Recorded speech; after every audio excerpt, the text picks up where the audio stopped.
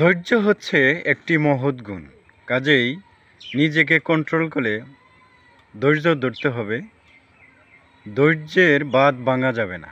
ধৈর্য অবশ্যই আপনাকে একদিন সফলতার দ্বার প্রান্তে নিয়ে যাবে, কিন্তু ধৈর্য হারা হলে সেই কাজ থেকে বিচ্যুত হবেন।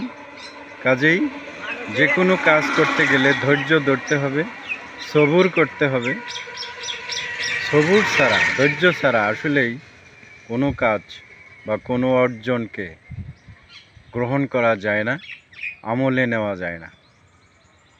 আমিও দেখেছি ধৈর্য আসলে কঠিন একটি জিনিস।